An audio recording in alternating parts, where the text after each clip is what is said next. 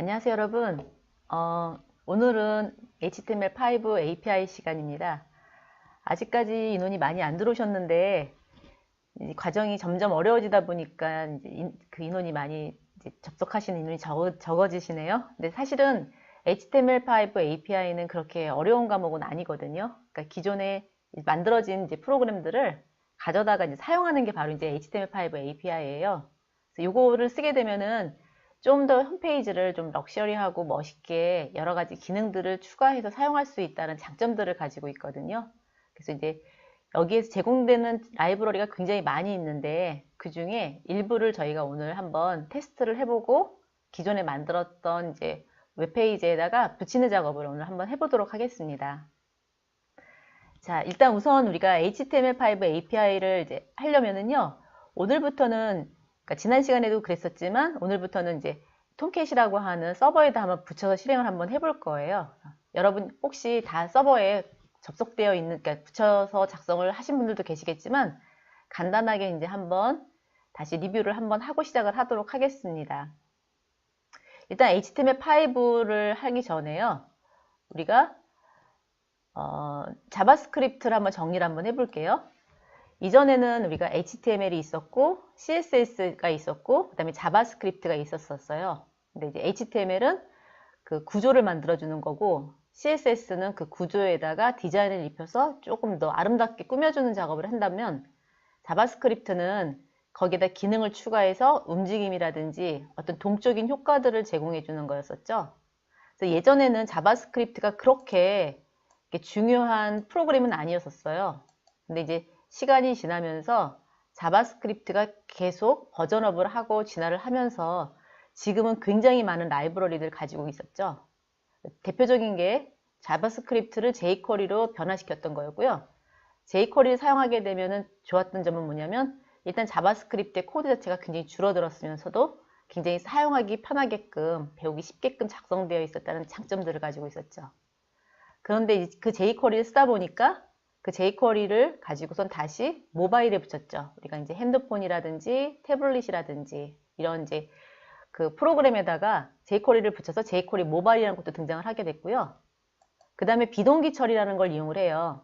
그래서 AJAX라는 걸 써서 비동기 처리, 즉 우리가 회원가입이라든지 아니면 로그인 할 때, 아니 특히 이제 회원가입할 경우에 아이디나 패스워드를 실시간으로 맞았다 틀렸다를 판별해주는 그런 작업들을 비동기 처리하고 싶다 할 때 우리가 AJAX라는 걸 이용했었어요.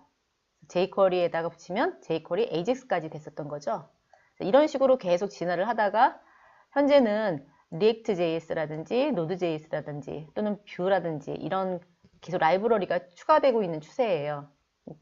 결국은 자바스크립트가 점점 진화하다 보니까 그 백엔드 단에서 처리해야 되는 것들을 전부 다 자바스크립트에서 이제 끌고 오는 그런 현상이 벌어지게 됐죠. 그래서 예전에는 모든 것들을 백엔드 단에서 처리했었어요. 그러니까 데이터베이스를 연동하거나 아니면은 이제 세션이라든지 쿠키라고 접속자들이 서버가 그 접속자가 접속되어 있는지를 알고 있는 그런 것들을 기억하는 공간들이 있습니다. 그런 것들도 전부 다 자바스크립트가 이제 뺏어오게 되는 그런 추세가 됐겠죠. 자, 그래서 오늘은 이제 그 중에 하나가 자바스크립트가 제공해주는 함수, 즉 메소드라고 하는 것들인데요. 그런 것들을 한번 이용을 해서 지도를 그려본다든지 또는 그래프를 그린다든지 아니면 드래그 앤 드롭을 한다든지 이런 기능들을 한번 배워보도록 하겠습니다. 자, 우선 이제 그 우리가 쓰고 있는 툴은요, 여러 가지가 있어요. 툴 중에서 우리는 이클립스라고 하는 툴을 사용하죠. 이클립스라는 툴을 사용하지만 또는 서브라임 텍스트라든지 또는 아톰이라든지 또는 비주얼 스튜디오 코드라든지 여러 가지 그 문서 편집기를 사용하는데 그 중에 우리는 이클립스라는 것을 사용하기로 했었고요. 이클립스는 우선 설치하기 전에 뭐부터 설치해야 되냐면 자바라고 하는 프로그램, JDK라는 프로그램이 설치가 되어 있어야지 이클립스가 설치가 된다고 제가 예전에 말씀드렸죠. 그래서 java.oracle.com이라는 사이트에 접속하셔서 일단 JDK를 받고 그 다음에 이클립스를 다운받은 다음에 오늘은 거기에다가 서버를 접목하는 이제 과정까지 다 이제 연동해서 작성을 하겠습니다. 자, 요즘에 이 정책들이 많이 바뀌어가지고요. 사이트도 바뀌고 내용도 좀 많이 바뀌었습니다. 이제 하면서 중간중간에 말씀드릴게요. 첫 번째 java.oracle.com 사이트 잠깐만 들어가 보겠습니다. 간단하게 한 번만 처리하고 갈게요. java.oracle.com 사이트를 접속을 하게 되면요. 자, 이런 화면이 뜰 거예요. 그러면은 지금 현재 최신 버전은 자바 11 버전이 나왔는데 그 11 버전 말고요. 우리는 이제 8 버전을 사용을 할 거예요. 그래서 오른쪽 끝에 보시면은요. 끄트머리 보면은 자바 SE 업데이트 181 버전이라는 게 보일 거예요. 자, 이런 사이트에 접속하셔서 이 사이트 접속하셔서 잠깐 한번 들어가 볼게요. 지금 여러분 들어가실 수 없으니까 한번 구경만 하시면 괜찮을 것 같아요. 업데이트 181 버전 들어가시고요. 자, 거기에서 보면은 JDK라고 보이시죠? 여기에서 우리가 받아야 되는 건 요 파일이에요. JDK를 다운을 받으시는 거죠. 자, 그 다음에 두 번째는요. 두 번째는 이클립스 사이트에 접속을 한번 해보겠습니다. 이클립스 사이트는 www.eclipse.org라는 사이트에 접속을 하시면 첫 번째 홈페이지가 지금 뒤에 보이는 화면처럼 나타나죠? 자, 그러면 오른쪽 끄트머리에 있는 다운로드를 클릭하시면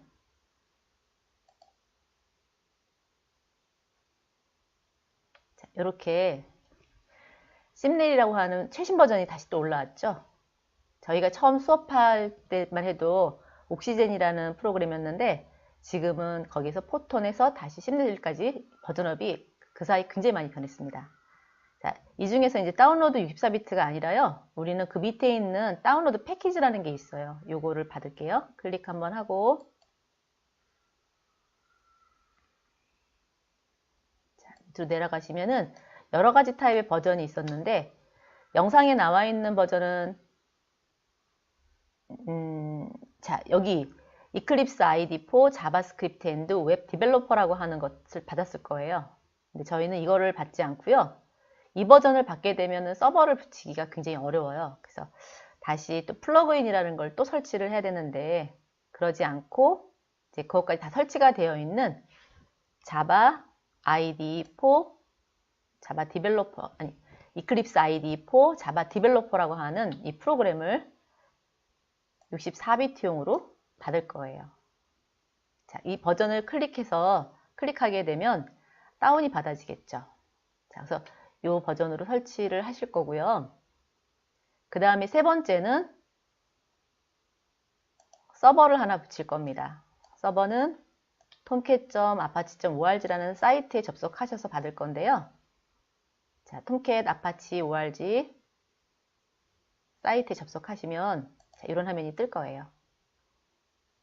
자, 역시 왼쪽에 보시면은 다운로드가 보일 거고 그 다운로드 밑에 보면은 9버전, 8버전, 7버전인데 저희가 처음에 수업 시작했을 때 8버전으로 시작했는데 또 현재 9버전까지 업로드 되어 있는 상태니까 업그레이드 된 상태죠.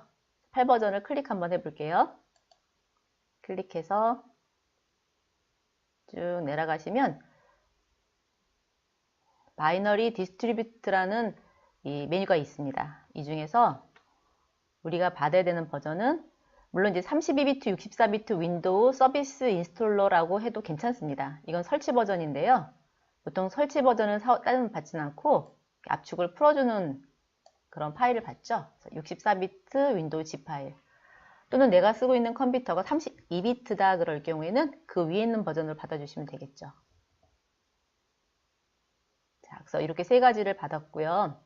그렇게 세 가지 받아놓은 버전이 여기 화면에 보이시는 것처럼 아파치 톰캣, 그 다음에 옥시젠, 그 다음에 윈도우 64 이렇게 세 가지가 있어요. 순서는 항상 정해져 있지만 JDK를 제일 먼저 설치하고 그 다음에 두 번째 이클립스 설치하고 세 번째 톰캣을 설치하시면 됩니다. 자, 설치를 했는데 이 톰캣이나 이클립스 같은 경우에는 설치를 하는 게 아니라 압축을 풀어서 폴더를 갖다가 설치하는 그런 개념이에요. 그래서 필요 없으면 폴더만 지우셔도 돼요. 하지만 JDK는 설치 버전이기 때문에 더블 클릭을 하게 되면은 그 프로그램 추가 제거에 등록이 될 것이고요. 그 다음에 C 드라이브 프로그램 파일즈에 카피된 거를 확인할 수가 있는데요. 자, 한번 확인해 볼게요. 더블 클릭해서 설치를 하시면은요. 설치를 하면 C 드라이브 아래에 프로그램 파일즈라는 데가 있어요. 그냥 디폴트 설치하시면 C 드라이브의 프로그램 파일즈를 클릭해 볼게요. 클릭해 보면 이 자바라고 보이시죠? 자바 밑에 JDK와 JRE 이 두 가지가 설치가 됩니다. 사실 우리가 백엔드를 공부하는 입장이 아니에요. 그래서 이 자바를 뭐하러 설치하나 이렇게 생각을 하시지만 이클립스 자체가 자바로 구현되어 있기 때문에 이클립스를 설치하려면 자바가 반드시 설치가 되어 있어야 되거든요. 자, 이렇게 자바가 설치가 됐고요. 그 다음에 이제 압축을 풀었어요. 그 이클립스랑 톱캣을 압축을 풀게 되면은 저는 이제 C 드라이브에다가 설치를 했는데 이렇게 아파치 톰캣 8.5.33이라고 하나 압축이 풀렸고요. 그 다음에 이클립스가 하나 설치가 됐습니다. 자, 그래서 이클립스를 들어가 보시면은 이클립스 exe라는 파일이 있을 거고 요거 실행을 하게 되면은 이클립스가 뜨겠죠. 자, 그럼 이클립스 한번 잠깐 띄워볼게요. 이클립스를 저는 제가 미리 만들어놨는데 이렇게 이클립스를 띄웠어요. 띄운 다음에 이제 그 JDK는 스스로 이제 그 프로그램에 추가가 될 것이고 그 윈도우에 보시면은요 톰캣을 세팅을 한번 해줘야 되거든요. 그래서 톰캣은 윈도우를 클릭하시고 프리퍼런스라는 데가 있습니다. 윈도우의 프리퍼런스. 자, 그러면 윈도우 프리퍼런스를 눌러주면 이런 이제 환경 화면이 있어요. 이 환경 화면에 밑으로 쭉 내려가시면 왼쪽에 서버스라고 있는데 이 서버스가 만약에 안 보이는 경우가 있습니다. 이거는 이제 우리가 다운받을 때 자바스크립트 버전으로 다운받았을 경우에는 서버가 없습니다. 또는 그 외에 다른 버전을 설치를 했을 경우에도 서버가 없을 수도 있어요. 아까 제가 자바 EE 디벨로퍼를 설치하라고 말씀드렸죠. 그거 설치했을 경우에는 톰캣을 연결할 수 있는 서버라고 하는 메뉴가 보입니다. 서버를 클릭하시고요. 밑에 보면은 런타임 엔바이러먼트라는 게 있어요. 이 런타임 엔바이러먼트를 선택하면은 처음에는 이렇게 아무것도 없이 빈 화면이 나옵니다. 그래서 서버 밑에 런타임 엔바이러먼트를 클릭하고요. 그 다음에 좀 전에 우리가 탐색창에서 설치했던 위치가 있습니다.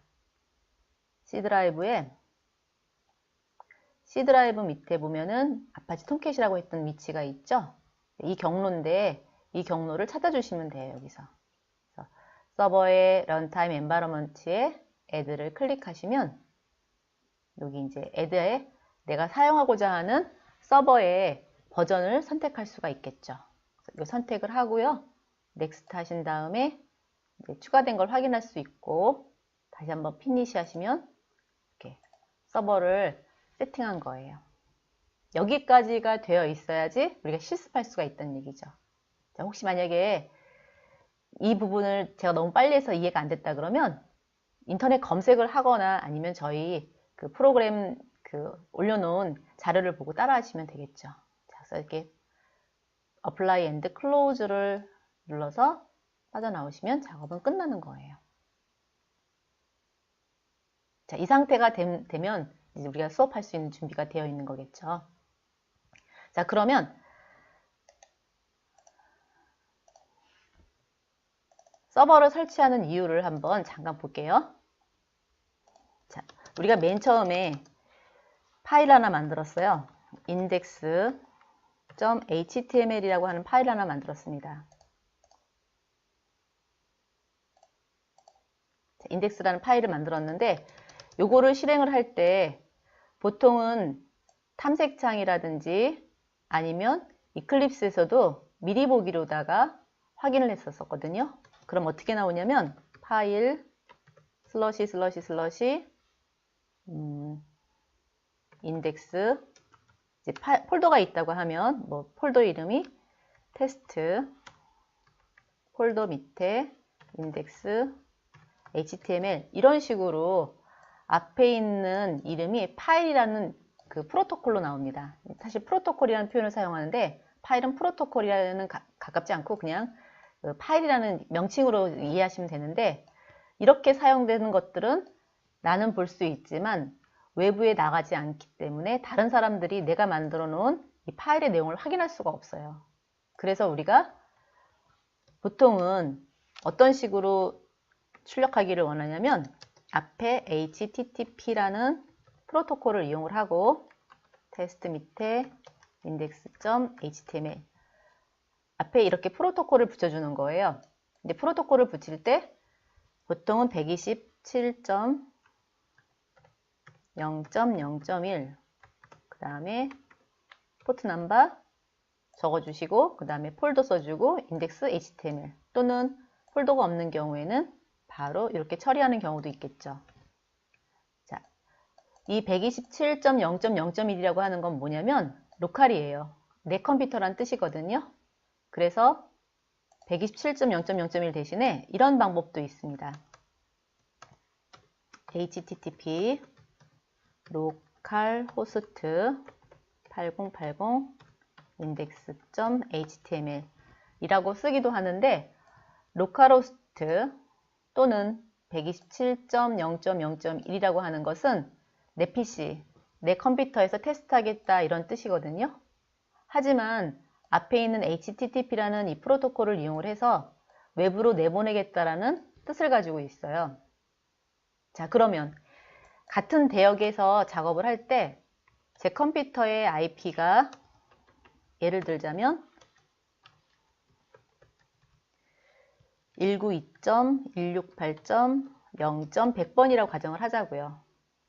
그랬을 때 다른 사용자가 제 PC에 있는 IP를 작성을 하고 뒤에 포트 번호까지 동일하게 쓰고 index.html이라고 찍는다면 제가 서버를 올려놓고 기다리고 있으면 다른 사용자는 제 컴퓨터에 접속해서 제 index html을 확인할 수가 있는 거예요.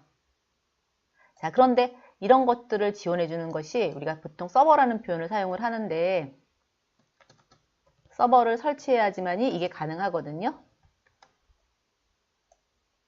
웹에 있는 것들을 이제 보여주는 기능들이 가능한데 그 서버의 종류에는 Node.js라는 것도 있고 그 다음에 Tomcat이라는 것도 있고 IIS라는 것도 있고 레진이라는 것도 있습니다. 그리고 또 웹로직이라는 것도 있고요. 뭐 기타 등등 여러 가지 굉장히 많은 서버들을 가지고 있어요. 서버들이 있는데 그 중에 우리가 선택한 서버가 톰캣이라는 서버란 얘기죠. 그리고 나는 Node.js를 쓰고 싶어. 그럼 그거 쓰시면 되고요.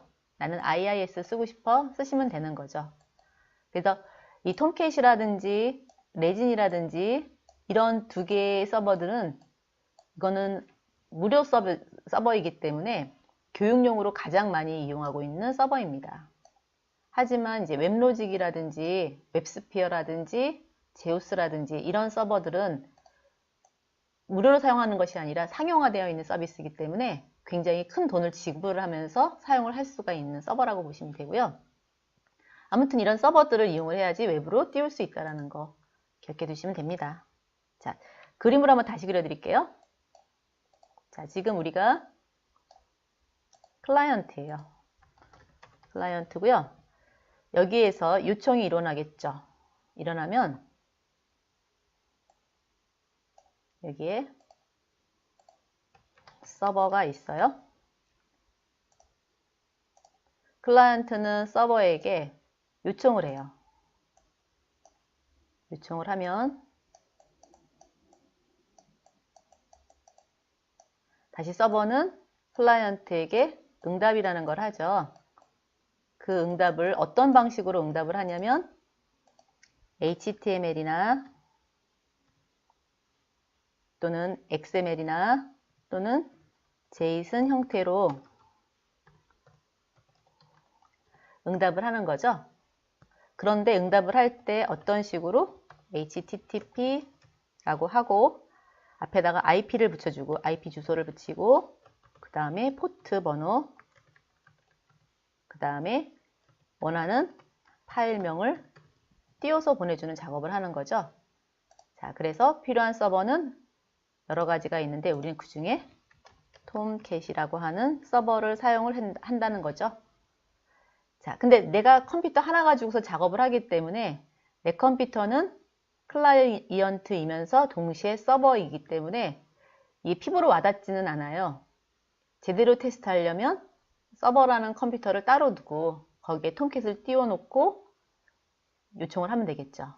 자, 하지만 우린 그럴 수 있는 상황이 아니니까 내 PC에서 클라이언트 겸 서버 역할을 두 가지를 다 해야 된다라고 알아두시면 될 것 같습니다. 자, 그래서 간단한 기본 설명이었었고요. 자, 이제 넘어가겠습니다. 자, 이제 여기까지 준비가 되셨으면은요. 자, 지금 프로젝트를 하나 만들어서 파일을 올릴 거예요. 파일을. 자, 오른쪽 버튼 한 번만 윈도우에 보시면 쇼 뷰가 있고요.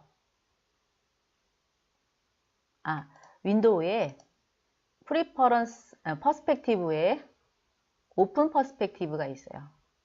윈도우의 퍼스펙티브에 오픈 퍼스펙티브에 보시면 아더가 있는데 이거 클릭 한 번만 할게요. 그럼 이런 화면이 떠요. 또는 오른쪽 끝에 보시면은 역시 오픈 퍼스펙티브가 있습니다. 오픈 퍼스펙티브를 클릭하신 다음에 중간에 보시면 자바 EE가 보이는데 자바 엔바이러먼트 에디터, 즉 웹으로다가 화면을 만들어주고 싶어요. 그러니까 웹 프로그램을 만들어주고 싶을 때는 자바 EE를 선택하시면 편리하게 작성할 수가 있습니다. 자바 EE 선택하시고요. 오픈을 클릭하시면 저처럼 오른쪽에 이렇게 자바 EE가 생길 거예요. 자바 EE. 이거 클릭하신 다음에 이제 오른쪽 버튼 눌러볼게요. 프로젝트 익스플로러에서 오른쪽 버튼 뉴 다이나믹 웹 프로젝트를 한번 선택하십시오. 다이나믹 웹 프로젝트 선택하신 다음에 여기에서 제가 이렇게 HTML5 API 프로젝트를 썼죠. HTML5 API 프로젝트라고 하고요. 이미 있다고 하니까 제가 툴 한번 해보겠습니다. 하고 넥스트 그냥 피니시 하시면 프로젝트가 이렇게 만들어질 거예요. 자, 프로젝트가 만들어졌죠? 자, 이제 웹 컨텐츠라고 하는 곳이 있는데 이 웹 컨텐츠라는 곳이 웹으로 내보내려고 하는 HTML이나 CSS나 자바스크립트를 작성할 수 있는 폴더입니다. 여기서 오른쪽 버튼 눌러서 New HTML을 하나 만들어 볼게요. New HTML 파일을 선택하시고요. 여기서 index HTML 이렇게 쓸게요. 넥스트 하시고 피니시 하신 다음에 헬로우라고 한번 찍어 주시고요. 자, 이전에는 어떻게 작성했었냐면 탐색창에서 인덱스 HTML을 그냥 더블 클릭해서 크롬이나 이클립스에서 실행해 보셨죠.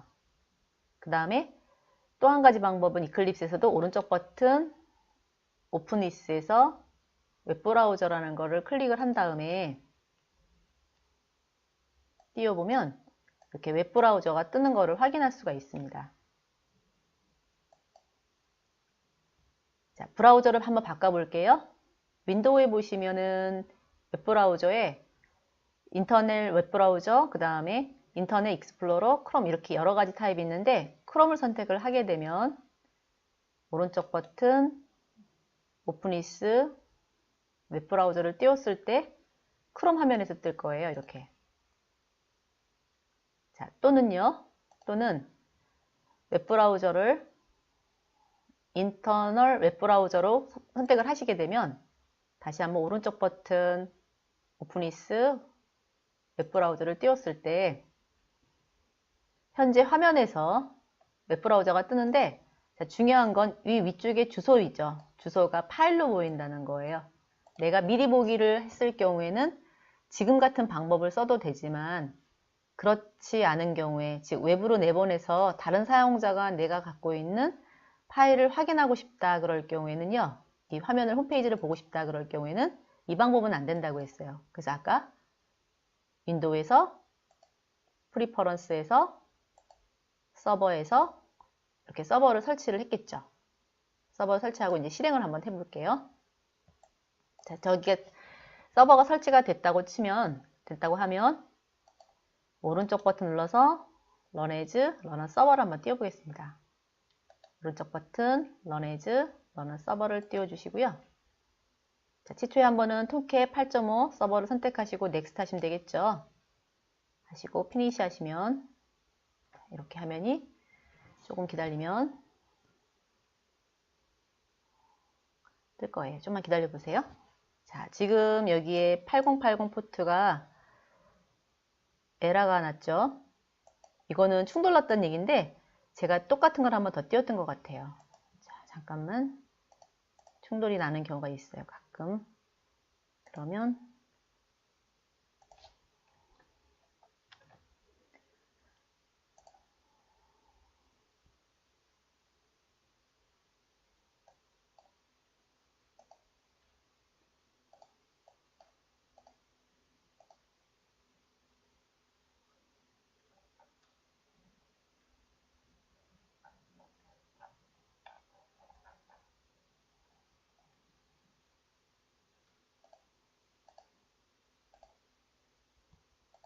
자, 다시 한번 하겠습니다. 컨트롤 F11 또는 오른쪽 버튼 Run as Run 서버 띄워서 Next 하고 Finish 한번 해볼게요. 자, 이제 서버가 쭉 올라가는 것을 확인할 수 있습니다.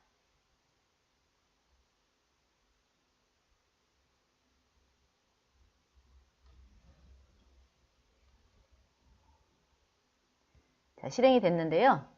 여기 보시면 앞에 프로토콜의 이름이 HTTP라고 하는 프로토콜로 바뀐 것을 확인하실 수 있습니다.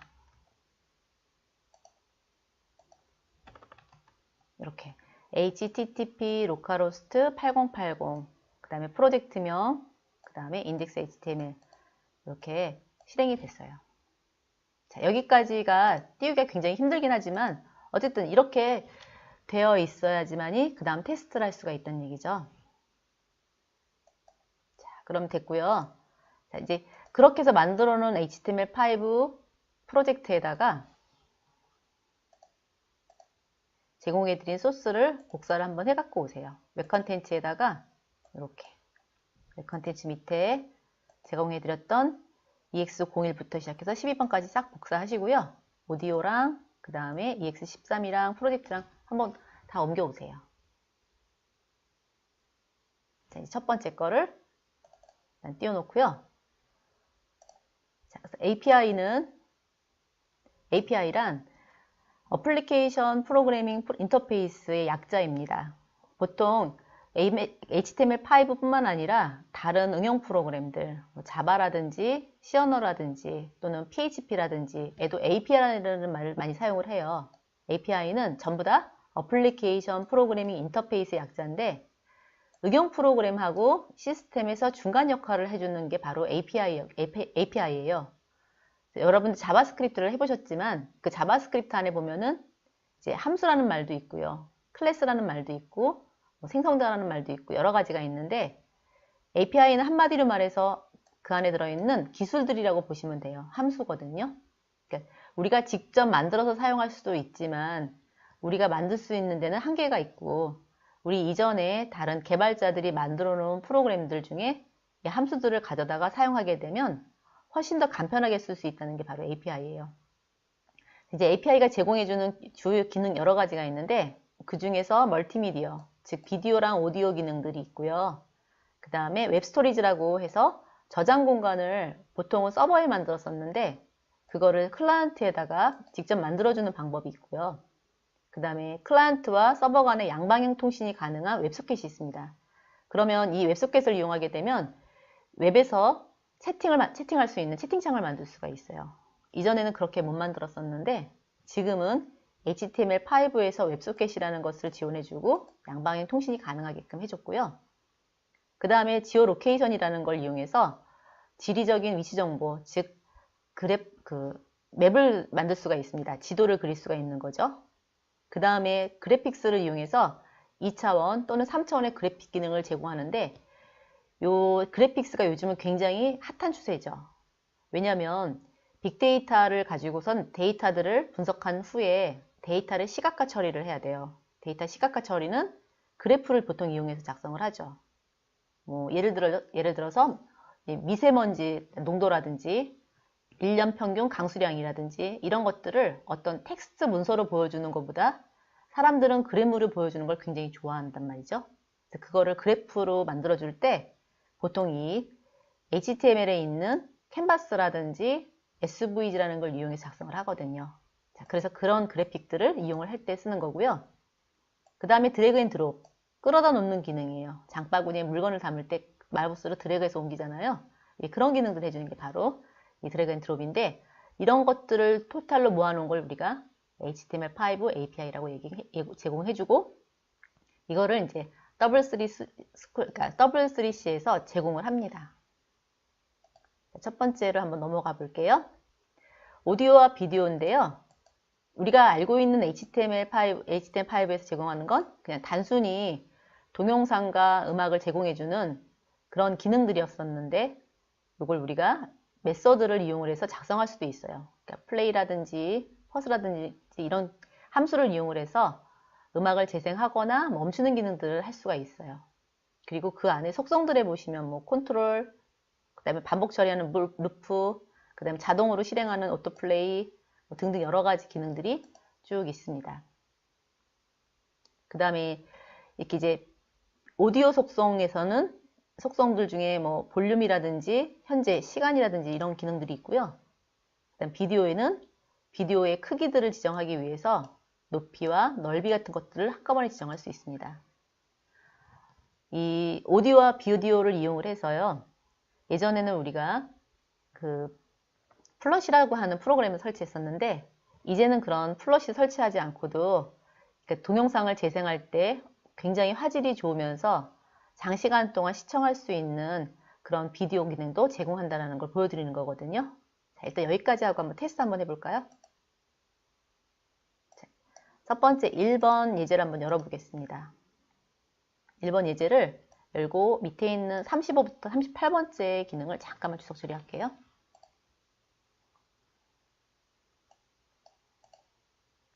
되셨죠? 자, 실행을 한번 하겠습니다. 단축키로 컨트롤 키 누르고 F11번이에요.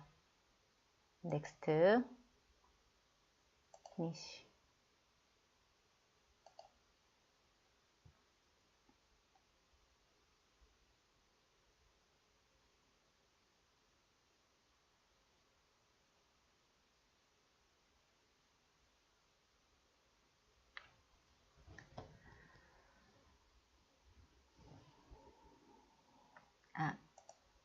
바꿔보겠습니다. 크롬 브라우저로 바꿔서 실행을 다시 할게요.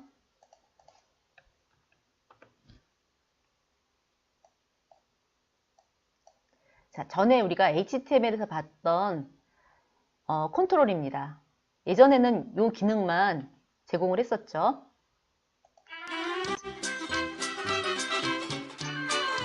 자, 이런 기능밖에 없었었는데 이제 이런 컨트롤들을 내가 보이지 않고 다른 걸로 하고 싶은 거예요.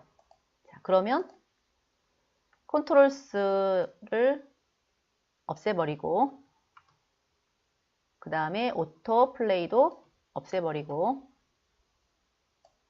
그 다음에 밑에 있는 기능을 열어주시고 다시 한번 실행해 보겠습니다. 자, 그러면 컨트롤은 나타나지 않지만 버튼으로 충분히 실행할 수가 있겠죠. 그래서 컨트롤 대신에 내가 다른 어떤 예쁜 버튼을 만들어서 사용하고 싶다 그럴 때는 이렇게 함수를 이용을 해서 플레이라든지 멈춤 기능이라든지 그 다음에 소리를 음소거 시킨다든지 다시 재생시킨다든지 이런 기능들을 할 수가 있는 거예요. 자, 이런 것들이 우리가 함수고요. 이런 걸 우리가 그냥 편하게 API라고 얘기를 하는 거죠. 자, 두 번째 가볼게요. 두 번째는 영상입니다. 영상인데요. 영상은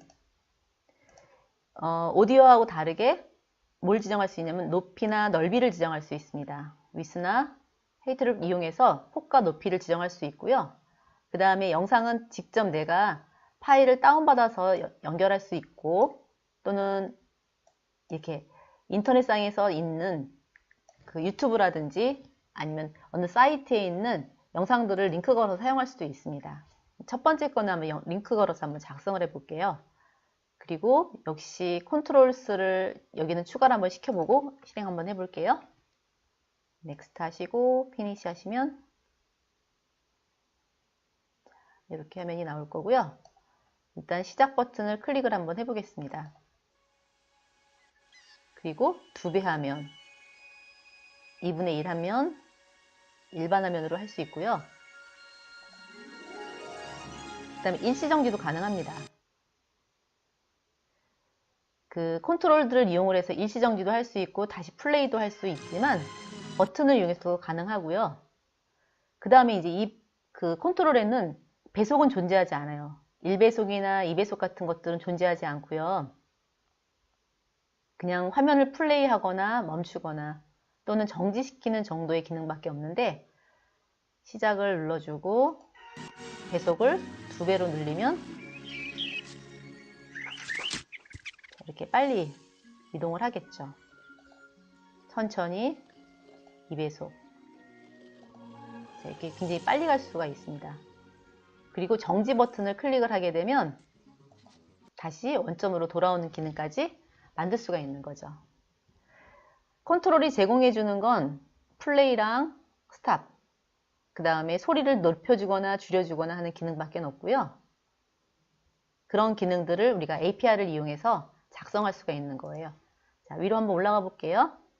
그래서 이 함수를 사용을 하는 거죠. 잠깐 멈춰주고 정지시켜주고, 그 다음에 이전으로 가고 다음으로 가고, 그러니까 2배속 빨리 갈 수도 있고 천천히 갈 수도 있고, 또는 이제 우리가 건너뛰기를 할 때 넥스트라든지 이전으로 갈 때는 프리뷰를 사용하죠. 그런 기능들도 이런 식으로 프로그래밍해서 작업할 수가 있다는 얘기죠. 자, 마찬가지로 컨트롤 한번 제거를 한번 해볼게요. 컨트롤 제거를 하고 다시 한 번만 실행시켜 보시면,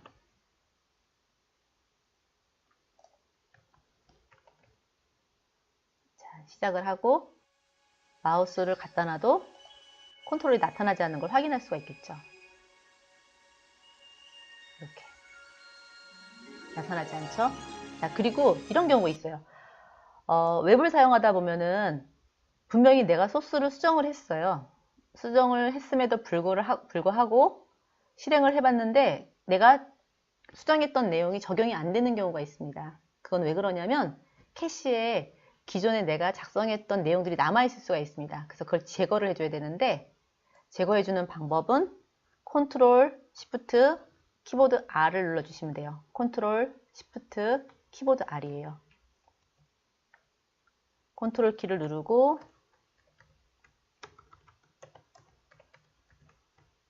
시프트 R 이렇게 되면은 캐시에 있는 내용을 삭제를 하기 때문에 내가 작성했던 내용들을 다시 적용해가지고 다시 한번 실행할 수 있게끔 도와주는 기능이 바로 컨트롤 시프트 R입니다. 기억해 두시면 좋을 것 같죠? 처음에 수정하고 난 다음에 반드시 실행하고 컨트롤 시프트 R 한번 해주는 게 가장 효과적일 거라고 생각이 되는데 작성하시면 될 것 같아요. 자, 넘어갈게요. 자, 두 번째. 이제 캔버스와 그래프인데요. 캔버스와 SVG인데, 캔버스도 그래프를 그리는 거고 SVG도 그래프를 그리는 거예요. 근데 기능적으로 따지면은 캔버스보다 SVG를 요즘 조금 더 사용하기도 하는 추세이긴 합니다. 그리고 이제 내용은 거의 비슷하기는 해요. 비슷하긴 한데 사용하는 그 용도가 좀 달라요. 어느 때 사용하느냐에 따라서 어떨 때는 캔버스, 어떨 때는 SVG 이렇게 선택해서 쓸 수가 있죠. 어쨌든 이 두 가지 기능은 선이나 원이나 면, 도형 같은 것들을 우리가 2D나 또는 3D로 그릴 수가 있고요. 주로 이제 그래프나 사진 합성 같은 거, 또는 애니메이션 제작 등에도 이용할 수가 있겠죠. 캔버스는요, 픽셀 기반이고 SVG는 모양 기반이라고 보통 얘기를 해요. 그래서 보통 이제 캔버스는 그래픽이 주작업인 게임에 적합하고요. 또는 그 D3JS라고 하는 이제 그래프 그리는 용도가 있습니다. 자바스크립트 중에 보면 D3JS에서 빅데이터에 있는 데이터들을 분석해서 이제 그래프를 그려내는 작업을 하는데 그때 주로 캔버스를 이용을 하고요. 그 다음에 렌더링이 넓은 응용 프로그램에 적합한 것은 SVG라고 얘기를 하죠. 스크립트나 CSS를 통해서 이제 수정할 수가 있는 기능이 바로 SVG예요. 사용하는 방법은 거의 흡사하고요.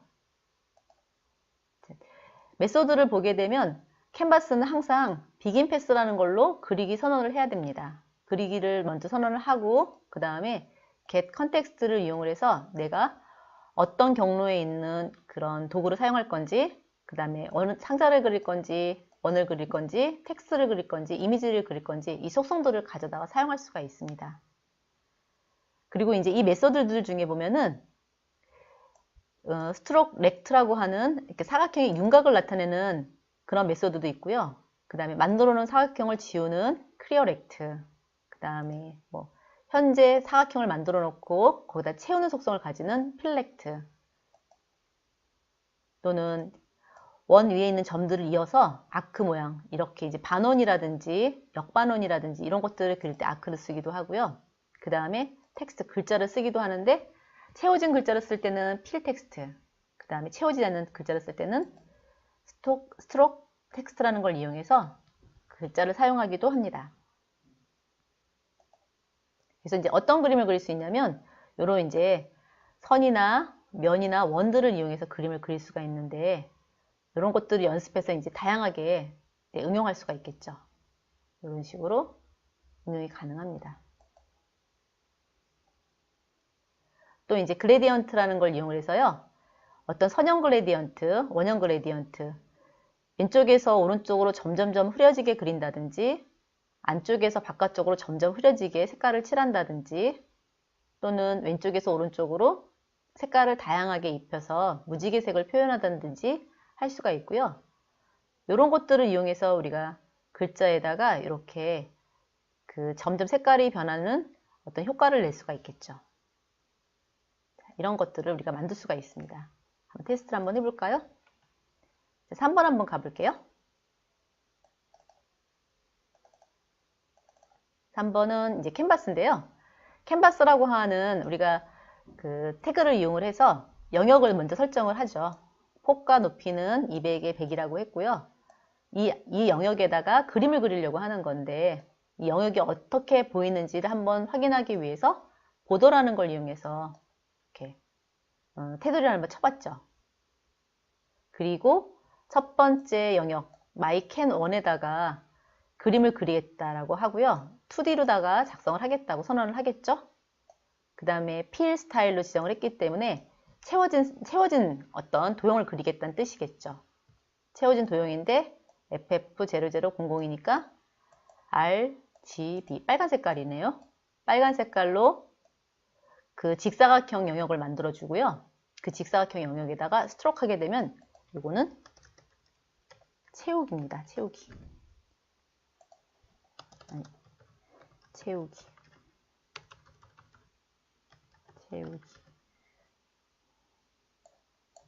자, 이렇게 해서 그림을 그리는 거고, 그 다음에 move to랑 line to는요 0,0에서부터 100,100까지 선을 그리겠다는 얘기겠죠. 세 번째 거는 요거는 아크를 그려주는 건데요. 요 아크를 그려주는 방법은 일단 한번 보고 설명을 한번 해보겠습니다. 넥스트 하시고 하시면 이런 화면이 만들어지겠죠. 자, 첫 번째 거는 제가 캔버스에다 테두리를 만들었어요. 1픽셀로 테두리를 만들었기 때문에 그 영역 안에다가 내가 직사각형을 만들려고 해요. 0,0부터 시작해서 폭은 150에 높이는 75를 만들었고요. 그 안에 무슨 색깔로? 빨간 색깔로 채웠다 이런 얘기겠죠. 두 번째 거는 선을 그렸던 거고요. 그 다음에 세 번째 아크는요 95, 50이라고 하는 건 뭐냐면은 범위가 있어요. 범위가 이렇게 캔버스 범위가 있으면 이 캔버스 범위에 95, 그 다음에 50, 그 위치는 대충 요쯤 되겠죠. 이 위치에서 반지름이 얼마? 40이에요. 반지름이 40인 원을 그리겠다는 얘기거든요. 원을 그리는데 시작점은 어디부터 시작하겠냐면은 여기 0부터 시작하겠다. 0부터 시작을 하고요. 그 다음에 매스점 파이를 지정을 하게 되면 이게 이제 90각도가 나옵니다. 그러니까 180도가 나오거든요. 180도에다가 곱하기 2를 하니까 쭉 그려서 원이 되는 거죠. 그래서 이렇게 그려지는 거예요. 자, 되셨죠? 자, 4번 갈까요? 4번은 자, 같은 방법인데요. 똑같이 우리가 캔버스 영역을 할당을 해주고 그 다음에 이번에는 글자를 찍어 볼 건데 글자는 30픽셀의 에리얼이라는 글꼴을 이용을 해서 헬로 월드를 찍어 줄 거예요. 좌표는 X좌표 10에 50을 지정을 하겠죠. 캔버스가 있고 좌표값은 10에 50이에요. 그러면 10에 50이니까 대충 이 정도라고 치고 여기서부터 시작해서 헬로우 월드라고 찍어주겠다. 그런데 찍어줄 때 필 텍스트니까 채워져 있는 텍스트가 될 것이고요. 밑에 거는 스트로크 텍스트니까 비어져 있는 텍스트가 되겠다 이런 뜻이 되겠죠. 자, 그래서 됐고 한 번 더 가죠. 5번 가요. 5번은 이걸 가지고 이제 응용을 했습니다. 응용을 해서 자, 역시 캔버스를 지정을 했어요. 캔버스의 크기는 800에 600픽셀짜리를 만들었고요. 거기에다가 베어와 그러니까 곰과 그 다음에 글자와 그 다음에 채워져 있는 글자와 채워지지 않은 글자 두 가지를 만들었죠. 두 가지 유형을 만들어서 응용해서 만들었습니다. 한번 실행을 한번 해보겠습니다. 넥스트 하시고 피니시 하시면 세로 고침 한 번만 더 이렇게요. 그러면 처음에 이제 이미지가 나올 것이고 그 위치에다가